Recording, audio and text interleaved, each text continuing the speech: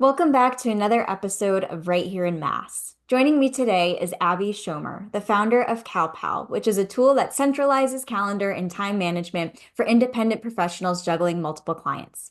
Abby is passionate about making time for her family and herself, alongside her portfolio career where she's a marketing consultant for e-commerce and gaming companies. Abby, welcome to the show. Thank you so much, Ashley. It's my pleasure to have you. I'm very excited to have you on the show and talk about the many things that you are doing. I mean, you have your hands in so many different things, which I think is very cool and very interesting. And so I'd love to just start off this episode by just having you share more about yourself and what you do. Yeah. Recently, I've just started to joke and tell people I'm the lady with like nine jobs.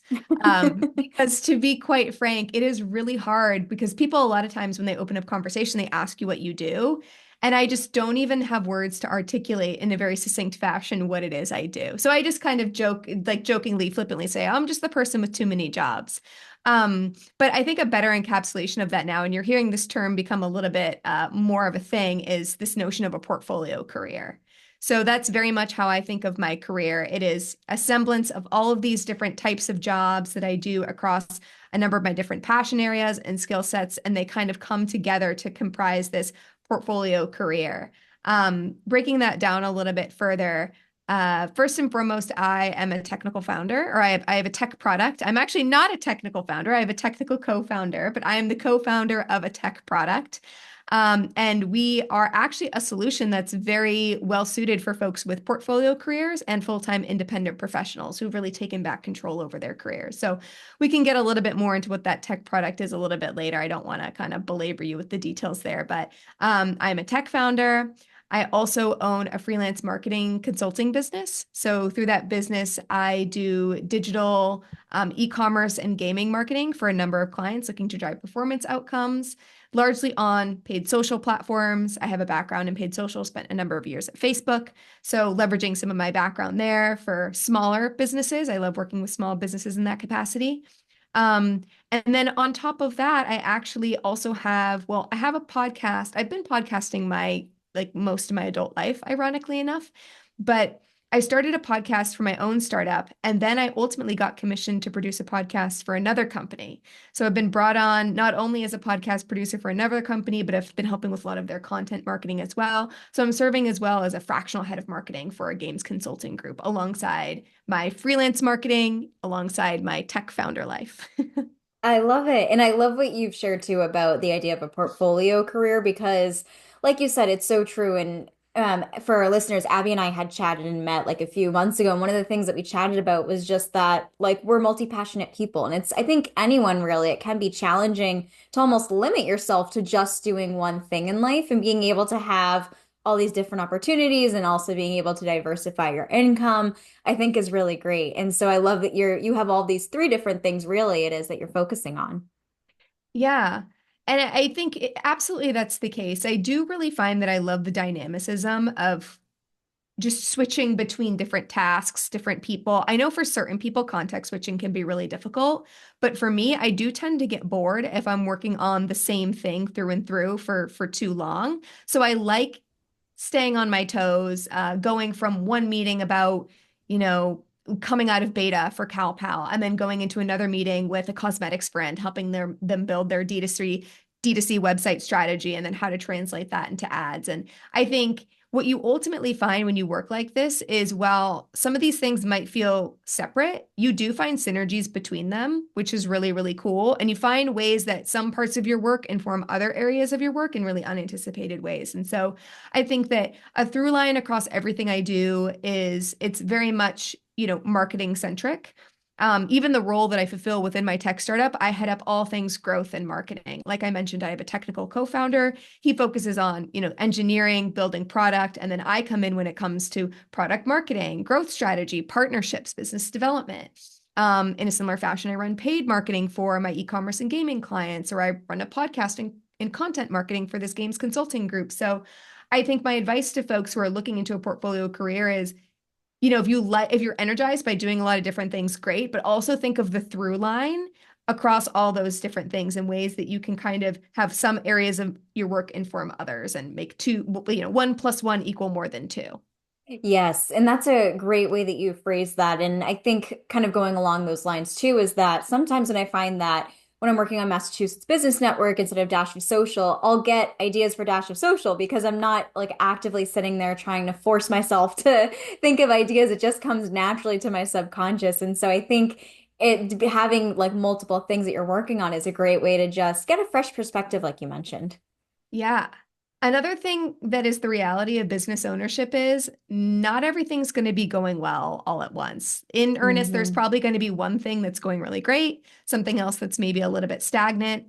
And so I feel like when you diversify your work in this way, usually one thing is going pretty well, or one thing you're seeing material improvement and momentum. It's not like everything needs to be roses, but for me, I get really energized when I'm seeing progress. And maybe there are certain areas of what I'm working on that feel a little bit more stagnant. There's usually something else that is progressing. So that's what I love about portfolio careers too. It makes you not get too over invested in the outcome of anything because at any given time, one thing is probably advancing in the right direction. And I think just for your own, mental health and well-being, that's really, really powerful to make sure that something you're working on is progressing at any point in time. So that's another reason I recommend it to people, as well as the very practical considerations, which are in today's job climate or just business climate, um, nothing is a sure thing.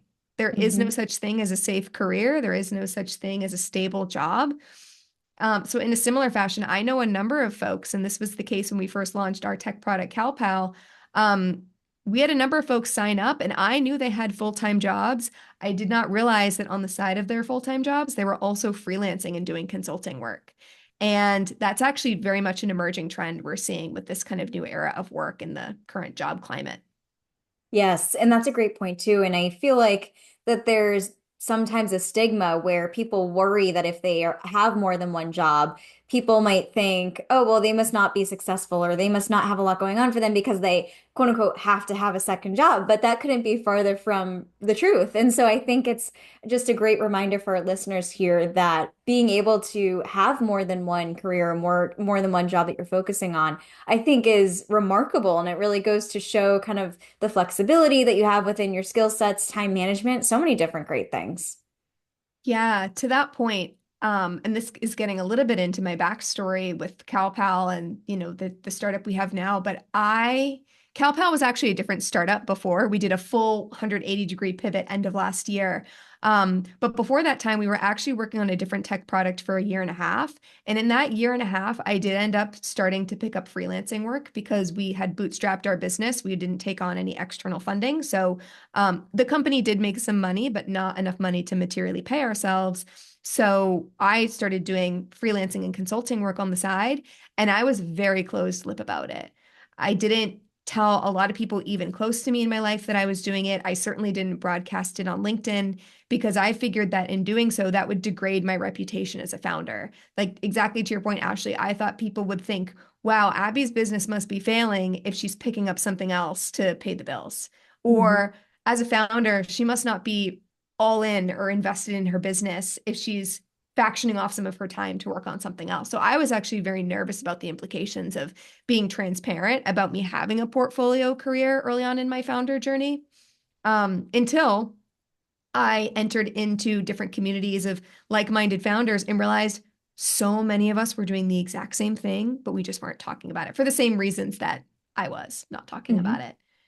Yeah. And I think being able to have those people who are almost, I guess, going through the trenches with you and really understanding it is helpful and makes you realize that if you talk about what you're going through and if you talk about kind of something that you're doing within your life, it might give inspiration or encouragement to people who are also doing the same thing. So I'm sure that you being able to talk about all the things that you're doing and not holding back from talking about your consulting and whatnot, it likely inspired someone else who's doing the same thing to be honest and transparent about it too.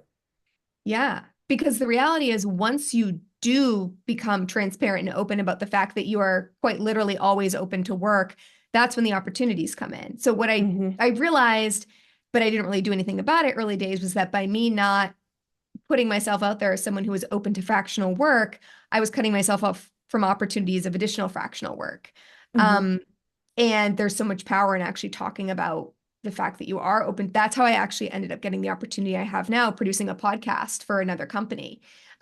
This founder at this other company knew I had a podcast. He had no idea that I was open to exploring things outside of CalPal.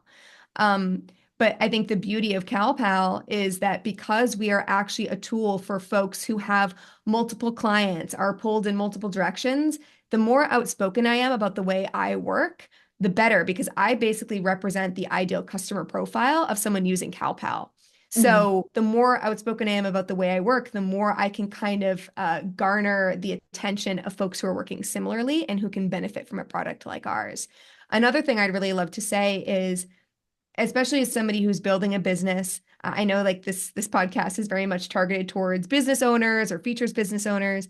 Um, there is a lot of inherent privilege tied up in the belief that you can go all in on your business financially from day one. And this was actually the premise of a podcast that I had previously produced for our last startup called Marginal, whereby there's a lot of marginalized, socially marginalized founders who don't have crazy savings, generational wealth to fall back on. They didn't previously work a crazy tech job and have a multi six-figure salary that they can chip away at. A lot of folks just, don't have the means, but that's not to say that those folks shouldn't go off and start companies. So that's why I'm really outspoken about being a founder and working, because so many of us just don't even have another choice. Mhm. Because again, you don't have the savings to fall back on, and you're probably not going to raise money because let's be honest, the fundraising environment is so riddled with privilege, and 2% of VC dollars go to women. It's Yeah. far less for women of color. So if you can't secure capital from investors and you don't have generational wealth to fall back on, you have to create your own revenue streams. And so I just like to be outspoken about that, because the financial viability that you would just be able to jump all in. It's just not a reality for most folks. Yes, I love that. And it reminds me kind of the idea of the only person you can rely on is yourself. And so being able to create those opportunities and like you said, Abby, just be open about what you're looking for and how you would like to support people can really go a long way with bringing those opportunities in the door. Yeah. Yeah. And I was actually really heartened by the response I got, because I was very nervous to start talking openly about my portfolio career. But yeah, I mean, I think we really underestimate, especially in this climate. So many people are looking for fractional or freelance work. Mhm. Everybody knows it's an incredibly difficult job climate. And a lot of companies also, they are feeling the financial strain. They are feeling the squeeze. They might not have the money to hire full-time employees, but they might need somebody to come on who's a resident expert of certain marketing functions or finance, or the like. So a lot of companies are looking for fractional talent. And the second you put yourself out there as someone who's open to it, a lot of opportunities might just kind of come to you naturally. Yes, I agree. And you slightly mentioned the backstory that you have that led you to CalPal, but I'd love to dive into that a little bit deeper to talk about your experience, your history that led you to becoming a co-founder of this tech product. Yeah.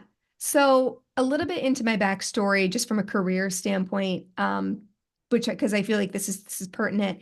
The first half of my career was, very much startup centric. I actually got my first job in a marketing agency, but thereafter, very quickly thereafter, I moved to a tech product that partnered with Facebook and other social native platforms to help clients automate and optimize their Facebook buys. Um, I did that for a number of years. That actually brought me out to the Bay Area. I'm originally from right here in Mass, to the name of your podcast, but I'm originally from right outside. Well, we're talking to people from Massachusetts, so I don't have to say I'm from Boston, because people who live in Massachusetts know that's a lie. I'm from Groton, Massachusetts, and I was living in Cambridge at the time. I had a company that relocated us to San Francisco, me and my partner at the time, now my husband, and we spent a number of years out there. I continued working at startups.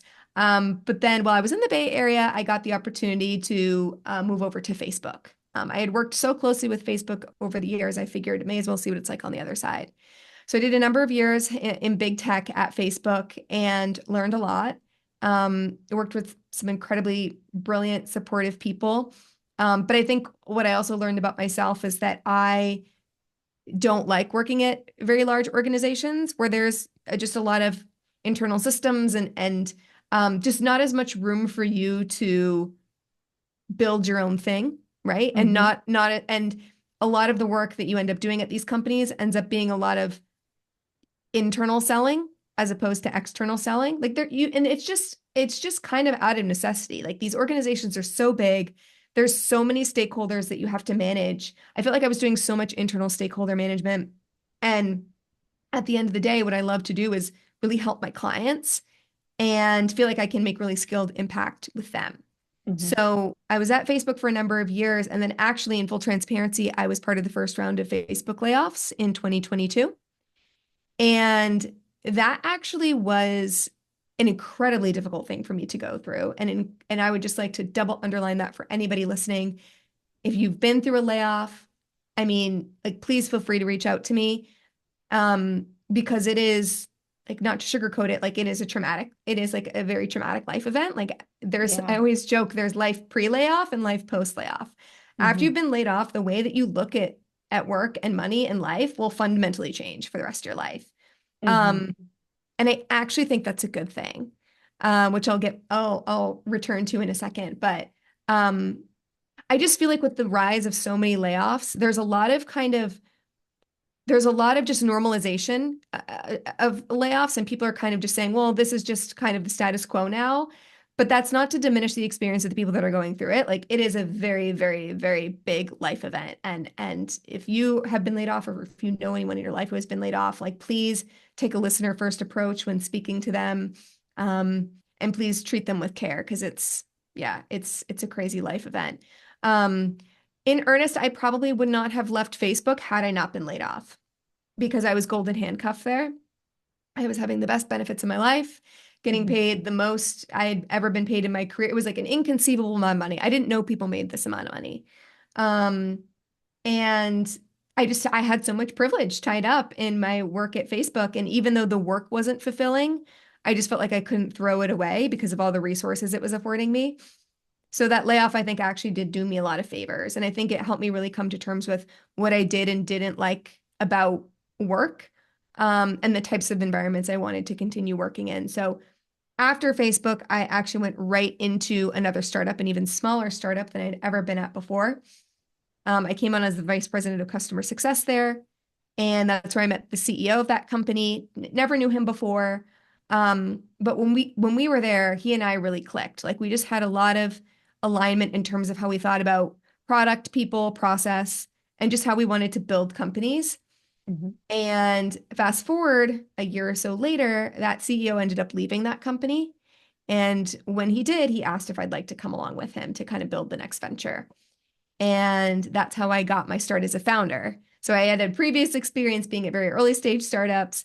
Never before had I gone 0 to 1. So that was kind of my inroads with becoming a founder for the first time.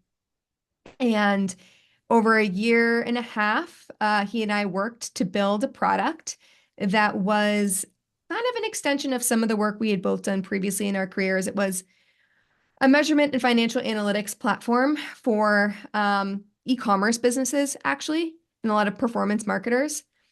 We got some traction with that business, but like I said, never enough to materially pay ourselves. And it did get to the point too where I started freelancing as well to support me and my husband while we were bootstrapping that startup. But it did also get to the point where we were like, okay, it sounds a little bit like people think this product is a nice to have, not a need to have. Mm. And me and my co-founder, Brian Krebs, I'll say his name now, looked at each other at a certain point and we thought to ourselves, okay, we could probably make a business out of this. We could probably keep going down this direction. But is this the type of company we want to build? Or do we want to build a product that is like the product market fit is so strong that people will walk through fire for it? Do we want to build something people really, really, really want? And they need it and they need it yesterday. And we decided that was absolutely what we were after this time around. So that is kind of what predated our pivot. But a big like inciting incident that gave us the idea for the new product we have now was actually my co-founder Brian started taking on contracting work as well. So up until that point, I had been doing it kind of Brian knew I was doing it, but I had been freelancing, kind of like moonlighting as a freelancer for the last year.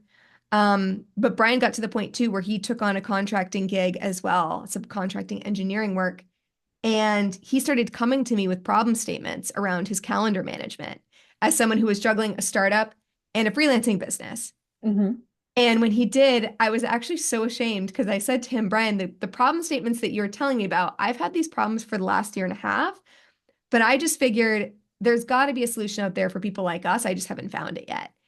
And what we realized after some research was that wasn't the case. There wasn't a calendar management solution for full-time independent professionals, like solopreneurs, people with portfolio careers. Um, so we did the startup-y thing and we looked at each other and we said, okay, do we build the thing that we need for ourselves? And that's how we completely ended up deprecating the old product we were working on, didn't retain any of the old code, and built something completely new. And 6 months later, 6 or so months later, that's where we are today with CalPal. That's amazing. And I think it takes a lot of, um, I don't know if like humility is the right word, but you have to really be humble to be able to realize that there's a bigger opportunity out there for you. And I think it takes a lot of guts and a lot of resiliency, as you've probably noticed yourself, to just completely change gears and start to build this thing. And just from hearing you talk about it, you're obviously very passionate about your work and what you're working on with Brian. And I think it's incredible to hear about how you've changed gears. And so, now I'd like to ask you to share with our listeners like how CalPal works. If our listeners could use the tool themselves, like feel free to share information about that as well as how they can get started with it. Yeah, so CalPal at its core, it's a calendar and time management tool for remote first independent professionals. Hmm. So kind of our main selling proposition at this point, our unique selling proposition is we help your calendars talk to each other. That's the very simple way I like to describe it. Folks who have multiple clients know the pain that is having one client that requires you to create one Google Workspace, another client that has you in a separate Google Workspace. And then maybe you have your own Google Calendar where you hold all of your personal obligations. And then maybe you might even have a full-time job. And then therein lies another calendar. And when a meeting gets thrown on one of those calendars, the other calendars aren't privy to it. So, but maybe it is, right? Maybe you've worked on a certain like hack or workaround, which is very common for a lot of folks, where they create like manual blocking events across other calendars to reflect when they have meeting on one calendar. But the problem is when that meeting on the original calendar moves, the blocking events are now out of date. So you have to go in Yeah. and manually adjust the blocking events. So, and again, if you're someone with multiple clients and the more complex your business is and the more kind of different stakeholders you're working across, the more this becomes like a burning problem statement. And what will end up happening is you will get overbooked or you will get double booked. You will miss meetings and you will miss meetings with existing clients. You might miss sales meetings with prospective clients. So then there's like a real negative revenue implication as well of not having your calendars managed and talking to each other. So we help your calendars talk to each other. And once you integrate all your calendars within CalPal, they'll basically be cross calendar syncing so that events from one calendar will automatically propagate to all of your other calendars hooked up to the sync system. And then to the extent one of those events moves, that move will be reflected across all of your calendars. So Yeah. that is kind of the core functionality of CalPal. And then we have some other features as well. For example, we do have, task management within the tool as well. So you can go in and you can keep track of the tasks that you need to complete across all what we call task categories. So you Hmm. basically create categories within the system, and you can think of each of your categories as a different client or a different facet of your work. And you can basically color code them and you can kind of do task tracking and management across all of your different task categories. You can do time blocking within the system as well if you'd like. But one thing we've learned is that not everybody rigorously time blocks for everything. So we have ways of actually measuring how you're spending your time, even if you don't time block everything on your calendar. Yeah. Um, so that's really cool. And then that kind of, again, teases the third pillar of what we do, which is time analytics. Because you mentioned, Ashley, earlier, in order to have a portfolio career, you have to be very good at time management and understanding where your time goes and making sure you're not over indexing on one area versus the other, especially if you're only getting charged if you're only charging a finite amount for one customer. oftentimes those customers are the most demanding. The ones that pay you the least want the Yeah. most. And Yep. if you don't hold yourself accountable and keep track of how much time you're giving them, you might be your effective hourly rate of what you're getting paid on that customer could go down a lot. Whereas, like, you might have Hmm. another customer who's paying you a lot more, and maybe you want more time allocation going there.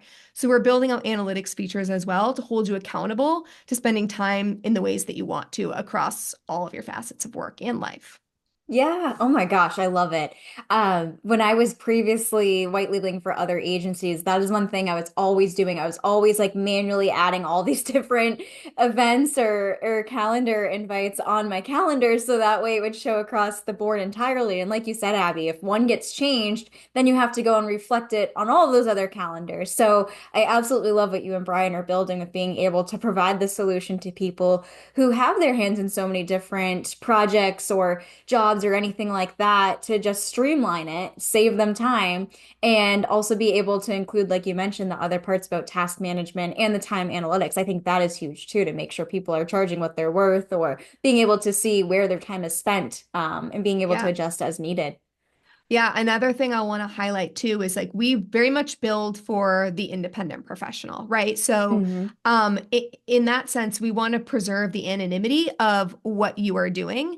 And to the extent that you don't want your other clients privy to what you're doing when you're not meeting with them, like we preserve that privacy. So, one thing that we automatically do is that we can understand when you create an event on one calendar that calendar is where you should have full event details, but then on every other calendar, you might want those details marked as private. You might not want folks who have access to that calendar to have visibility into the event details or the event name.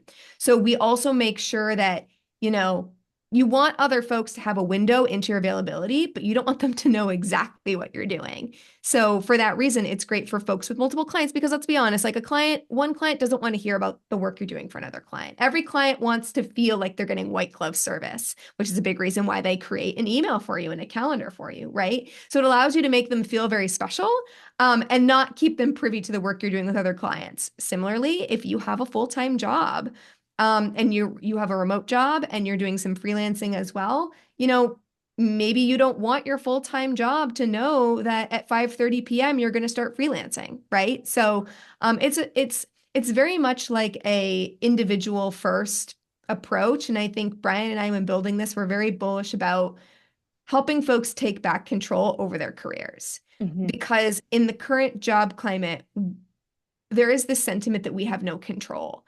And any little way that I can give back people feelings of control over their own career is such a win because it is not right now, it is not an employee market. Um, and yeah, just these little ways of taking back your time, taking back agency over your day is the one way that I can hopefully help make people feel a little bit more like they have some sense of ownership over their career right now. Absolutely. And I love that you mentioned the anonymous component because that's something I didn't even think of, but you're so right. It's something that is so important where sometimes, depending on the gig, like your employer or client might have access to your calendar and see all of your events. So if they might be like, wait a second, what is this event going on right here? And I think that's such a great feature that you have to just be able to protect your client's privacy or protect your user's privacy in that capacity so that way they don't have to feel like they need to explain themselves or whatever they might find themselves in. Yeah, completely. Yeah, and another way we're building kind of user first or independent professional first is in terms of the price point. So, depending on when this launches, we might have released our paid plans by that point. That's happening about a month from now, and right now we're middle of March. But even when we launch our paid tiers, like it's a very palatable price point for like an independent business owner.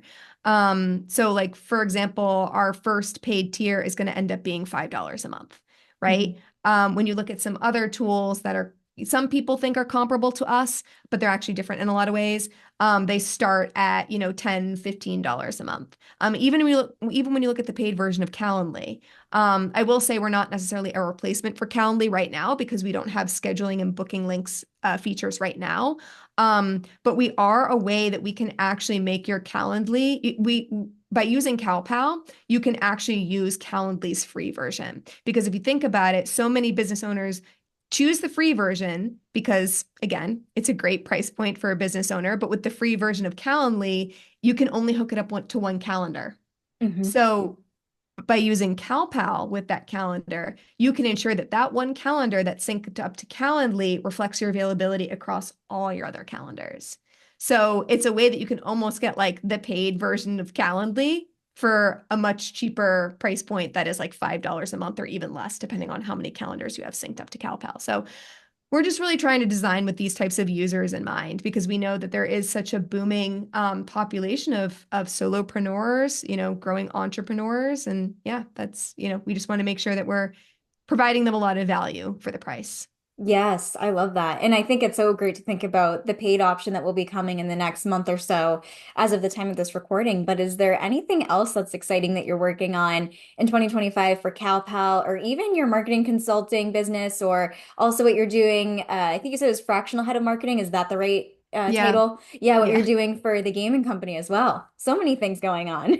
Yeah, let's see. So with CalPelt, really exciting time because we're about to come out of our closed beta and just launch publicly. So that will be, and I'll include, links in the, we can include in the episode show notes for folks to be able to sign up. But apart from that, I mean, with CalPal too, again, we're going to be building on a lot of additional features. Like even though the tool is going to launch publicly, that by no means does that mean it's done.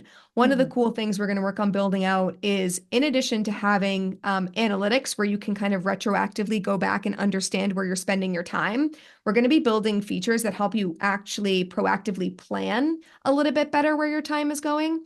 And what our system's basically going to be able to do is tell you as a user that you are over indexing on certain areas of your work before it happens. So if you're Mm. tracking to like overspend a certain time, but we're calling them time budgets, if you budgeted a certain amount of time for a client in a given week, we'll basically preempt you and let you know if halfway through the week you're tracking to spend more time with them than you want to.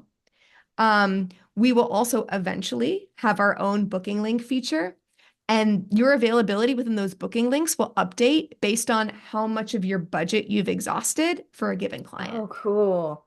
So, like, say, for example, you say that I mean, this is a very real application for me, for example. A big reason we launched this was I was running a podcast at the time, and I realized I was spending so much time on podcasting. At the time, this was an unpaid podcast. And it was accounting for way too much of my time. But I would always use the same Calendly link to send to folks for booking time for recordings. Well, what I could tell the system is, hey, in a given week, I only want to spend 5 hours on all things podcasting, whether it's editing, briefing calls, recording sessions, whatever.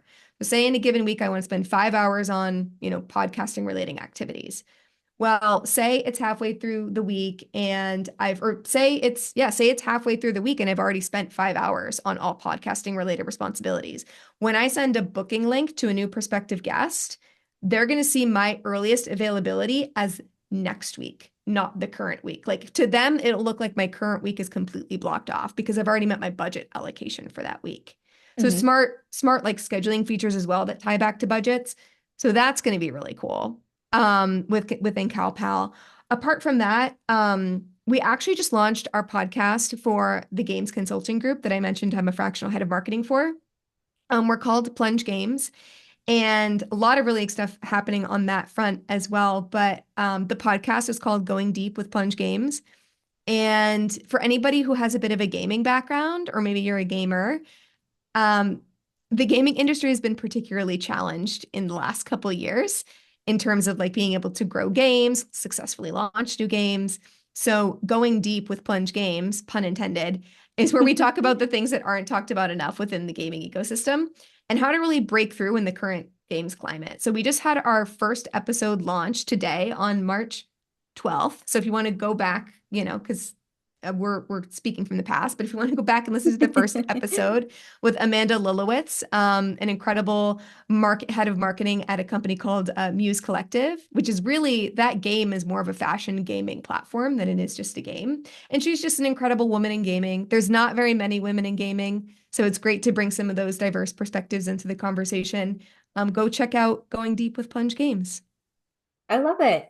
And one question that I have for you, and I feel like I might have chatted about this when we first connected a few months ago, is that when it comes to juggling all the things that you're doing in your life, I personally believe that there's no such thing as a true balance. Like you might go through certain seasons where one project might need more attention, and then in another season, your other project might need more attention. So it's kind of just fluctuating. But I'm curious to hear how you manage everything that you have going on, as well as your personal commitments and anything else that you want to make sure you have time for. Yeah. Um, I mean, this sounds so, I mean, I don't want to be like a walking billboard for CalPal, but I don't know how I would do it without the tool I have. Hmm. It gives me a really accurate, because as people, we are so bad at actually understanding where our time is going. Yeah. I mean, you know this even when you look at like the screen time app on your phone, right? Like you are always so shocked by how much time you're spending on your phone. So I feel like we always either underestimate or overestimate the amount of time something's going to take us, where our time is going. So a system like that helps hold me, accountable. The thing that I like about a tool like ours too is when you're working, if you have a portfolio career and you don't have something that centralizes where all of your tasks are, I feel like you don't have a higher level understanding of all that you need to do in a day. And also certain things can get missed. So Yeah. before I had CalPal, and like this is a good hack for anybody who doesn't want to use the tool, but like I just, and I had the luxury of doing this because I didn't have teams that required me to be in certain systems like Asana or ClickUp, but I would just use my Apple Notes feature and I would use the checklist there and I would include all of my to-dos on the same page. So I wouldn't have like a page for this client's to-dos, a page for this client's to-dos, and then a page for my personal to-dos. I would actually put all of them on the same page because as far as I'm concerned, me making sure I schedule that appointment with my primary care doctor is just as important as me making sure I send that invoice. Yeah. I think sometimes we think that, okay, between the hours of 9 and 5, it's working time. But I feel like if you push everything, like everything personal to be accounted for on the weekends or end of day, you're just not going to have the energy to like attend to them. So Hmm. that's kind of a big hack. I like to merge the personal and professional in terms of to-dos as much as possible and make sure that the personal stuff is getting just as much shine and priority as the work stuff. So that's kind of one way I managed it before CalPal. Now with CalPal, it's definitely helping a lot. But there's also things off platform that are really important. Like I used to work a lot at night. I used to work a lot on the weekends. And what I came to realize about myself is that as with any, there's always more work you can do on any aspect of your business. And when I was able to start like saying no in my business and put boundaries around my business, I felt like, oddly enough, I just felt like I had almost more abundance in my business too. Yeah. Um, because when I would work at night and or I would do an extra task for a client, even though I wasn't technically paid for it, I would do it and then I would feel resentful because I did Hmm. it and there was no real value exchange for it. So in 2025, I really made a promise to myself that, there are certain things that I'm like, I'm not doing this after 6 p.m. I'm not getting paid enough to do it. And I think that's something we should be very careful of as, fractionals or freelancers. You're probably going to be getting paid less per client and a lot of clients are going to try to still take advantage of you. So I think setting limits in your business is also really important. Um, the second I was able to start saying no in like a very tactful way, I felt like I created more space for the personal stuff, but I also just felt more kind of empowered in my career and it's just like a muscle as well. The more you do it, the easier it is. So I Hmm. think that's a little bit more of an anecdotal piece of advice, like set boundaries even if you are a fully remote independent professional and there technically are no boundaries, um, cut things off when it warrants it, I think. Yes, I love that. And I love what you mentioned too about once you started setting those boundaries, you noticed more abundance in your life. I think that's so true when you finally start to put yourself first, so to say, and be able to draw the line in the sand of what you will and won't do. You find that other things in your life or in your business really start to benefit from that, which I think is really great. Yeah. And quite literally, I mean, I think we have this preconceived notion, especially as women, that if we set limits with folks or we say no to things, there's this kind of scarcity mindset that we're all operating from for very good reason. but that if you say no to something, that it's going to be an opportunity lost. Like if I tell a client that what they're asking of me is out of scope, that they're going to fire me the next month. Like literally that Hmm. was a place I was operating from for a while. And that's just not the case. I mean, I'm in a lot of calls with certain parts of my work, especially now that I'm moving back into gaming through some of my work with the games consulting group. It's a very male-dominated industry. I'm on the phone with a lot of men in the gaming industry, and I hear them talk about like kind of like negotiating rates or trying to vouch for them getting paid a certain amount with clients. And being in those conversations is incredibly illuminating because it does, there's no, you kind of asserting your worth does not mean that people think you are less worthy. And that was kind of the place I was operating from before. So, Yeah. um, yeah, I would recommend anybody to try to exercise that in little ways in your life and just see what comes of it. And then eventually you can graduate to telling those clients, like, I mean, the best thing is when you tell a client, and I would recommend any business owner to do this. Don't take on any piece of business if you don't think you're going to be able to generate real value for that client.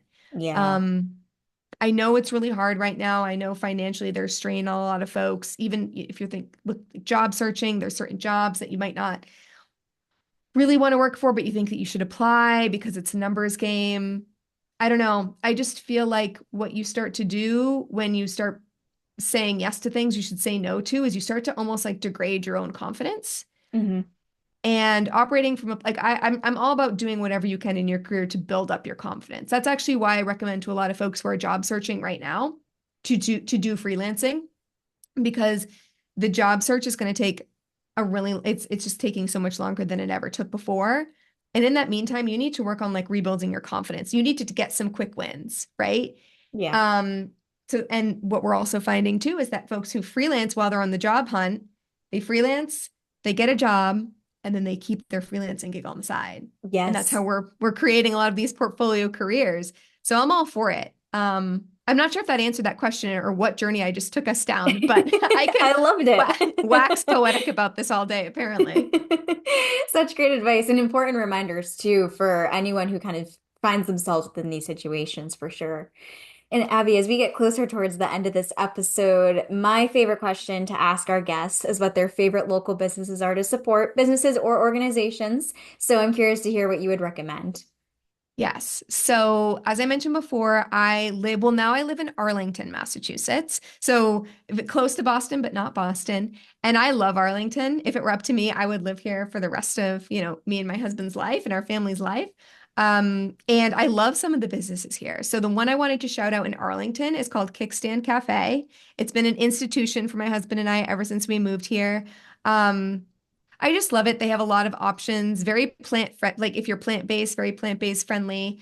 Great outdoor seating also in the warmer months, which are forthcoming and I'm very excited about. So check out Kickstand Cafe if you haven't already. It's right on the rail trail, right on the bike trail, hence Oh, Kickstand nice. Cafe. Yeah. So very centrally located, very awesome. And the staff there is so, so kind. Any modifications you want to make, they're also very, very accommodating, which is awesome. So Kickstand Cafe. And then something else I wanted to mention too is I love local libraries. And I know you had another guest talk about this, so I'm not unique in this, but I do think that local libraries need a bit more support nowadays. These are some of the, you know, state funded, institutions that we definitely want to make sure stay around. And the ones around me, I just feel so spoiled. So I love the Arlington Public Library, but I also really love the Winchester Library. So if you go to the one in Winchester, you go inside and it basically feels like you're living in like a Harry Potter book. I They love have this that. area where you can work and I've honestly thought about working there. And they have I actually went to Oxford University for a year when I was in college. It reminded me so much of the libraries there. And there's like a interactive puzzle station where it's like you can go and the puzzle's set up and it's just collaborative. Everybody goes and kind of does a few pieces and it feels like a pillar of the community, truly. So whether it's the Winchester Library, the Arlington Library, or your local library, please continue to um, patronize that because we need libraries to stick around, please. 100%. I totally agree. Abby, this has been an amazing episode. I've really enjoyed having you on the show to talk about everything that you're doing, and I would love to give you the opportunity to share where our listeners can find you online in case they'd like to reach out and connect further. Yeah, absolutely. So you can find me on LinkedIn, just Abby Schomer. I think it's linkedin.com/Abby Schomer. I probably should have prepared that a little bit more, but we can make sure it's correct in the episode's show notes. But yeah, you can find me on LinkedIn, send me a DM. Very accessible there. If you want to learn more about CalPal, our calendar and time management solution, you can go to getcalpal.com. If you want to learn more about Plunge Games, which is the games consulting group that I'm heading up marketing for, you can look up plungegames.com. And yeah, we recently released a podcast called Going Deep with Plunge Games. Give it a listen if you're in the games vertical. Amazing. I will link to all those places in the show notes that our listeners can click through from there. But thank you so much again for coming on today's show. Thanks so much, Ashley, for having me.